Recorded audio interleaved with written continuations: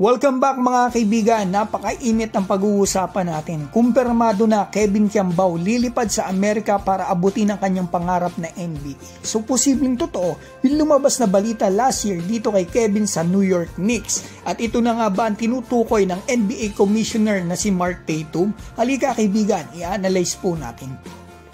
Para malinaw, dito po lahat nagsimula ang NBA at Kevin Kiambao. Buwan ng Enero 2024 nang dumayo sila ng strong group sa Dubai Tournament. Kasama niya ang kilalang NBA players Dwight Howard, Andre Blatche at Andre Robertson. Bigatin man ang teammates ni Kevin pero isa siya sa nag-stand out dito. Nakakuha pa nga siya mga kaibigan ng individual award after ng tournament at sa ganda ng pinakita niya dito, bigla na lang ginulat ni Snow Badwa ang marami nang sabihin niya ito. The New York Knicks are eyeing Kevin Kiambao to play for them in the coming NBA Summer League. Mind you, he didn't apply, he was scouted. Wow. Mga kaibigan, although hindi naglaro si Kevin gaya ng sinabi ni Snow nung time na yan, pero accurate pa rin yung sinabi niya. Kasi ngayon, may lumabas na balita about dito. So eto mga kaibigan, hindi daw nag-apply si Kevin at eto, na-scout daw siya. Possible nga yan mga kaibigan kasi puro NBA players po ang kasama ni KQ dyan sa Dubai. After niya lumabas pa noon yung video na mula sa PR mismo ng Strong Group kay Rocha. Ito, kinumpirma niya na na-offeran si KQ ng Knicks para sa Summer League pero wala pang decision daw etong si Kevin Kiambao noong time na yan. Pero nag-post si Coach Charles Yu, eto nilinaw niya na can I just say there is nothing about Kevin Kiambao and the Knicks right now. Zero. Opinion ko po sa sinabi niyang napakabait na coach na yan, si Coach Charles Yu. Siguro, nung time na yan nga, 2024, wala pa naman talaga mga kaibigan. At ito ay ngayon palang taon na ito. Or posible lang talaga na ayaw lang nilang mabulilyaso pa, kaya ayaw nila sabihin nung time na yan. At sinundan po ito mga kaibigan ng interview ni Kevin pagbalik niya ng Pinas mula Dubai last year. Sinabi niya na for now, sabihin muna daw natin na wala pa.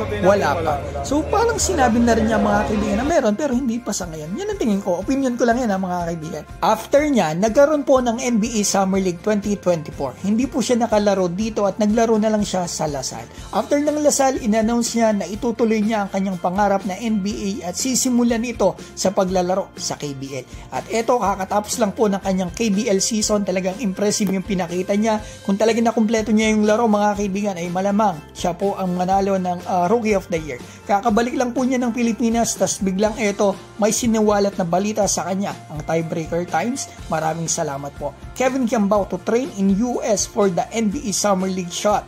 According daw po sa multiple sources, si KQ daw po ay lilipad sa Amerika from June to July. Hindi para mag-training lang mga kaibigan, kundi para makakuha ng roster spot sa NBA Summer League sa July 10 to 20 Las Vegas. At ito po palang trip to USA ni Kevin Kiambao ay babakapan, susuportahan at sasamahan pa siya sa US ng mismo international president ng Sono. Basically, babakapan po talaga si Kevin ng kanyang team na Sono, pati na mismo ng KBL. Kumbaga, si Kevin po ang possible mag-boost sa liga nila. Isipin mo kapag nakapasok yan sa NBA, siya ang first ever KBL player sa NBA. History yan sa atin, lalong-lalo na dyan sa liga mismo na nilalaroan niya. Magandang exposure para sa liga nila sa big stage. Parang si Yuki Kawamura, first B-League player sa NBA. Mas nakilala ang B-League, tas biglang nagkaroon pa ng partnership ang B-League sa NBA.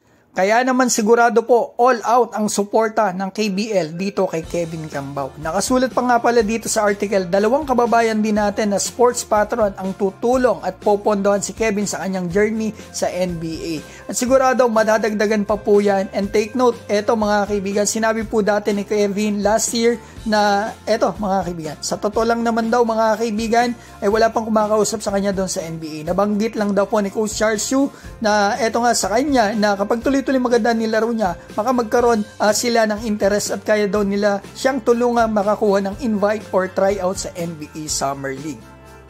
Kay Kevin na mismo nagmula yan mga kaibigan, so malamang talaga yan si Coach Charles Yu, isa sa tumutulong kay KQ para maabot nito ang kanyang pangarap. At eto, nandyan pa yung mga sports patron ng Lasal, susuporta yan. At eto, lalong-lalo na yung strong group, matik yan mga kaibigan, susuporta yan. Shoutout po kay Boss Frank Lau, mabuhay po kayo.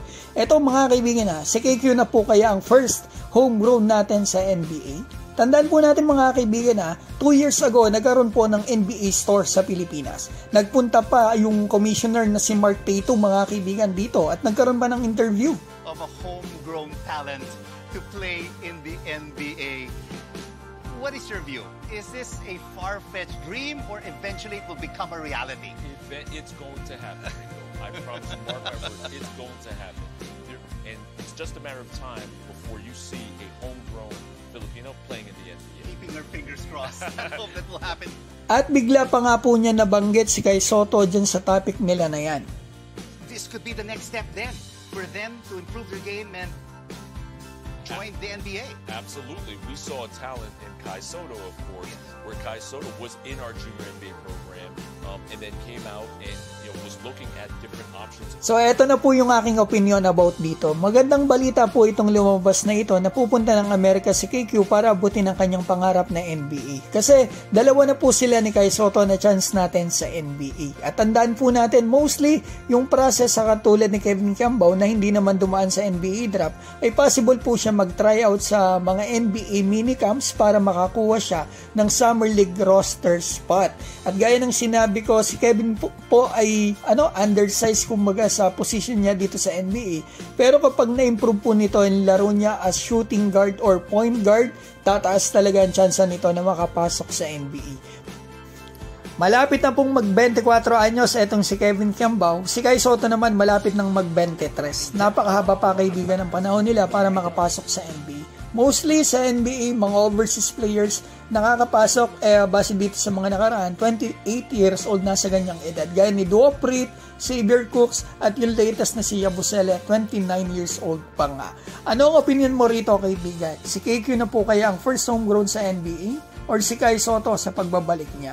Pero para sa akin mga kaibigan, hindi na mahalaga kung sino ang mauna sa kanilang dalawa. Mahalaga makapasok. O kung makapasok man o hindi, suportahan natin sila pareho sa pag-abot nila sa kanilang pangarap. Sila po ay kababayan natin, iwasan natin ang bashing, suportahan natin sila. And try until you succeed.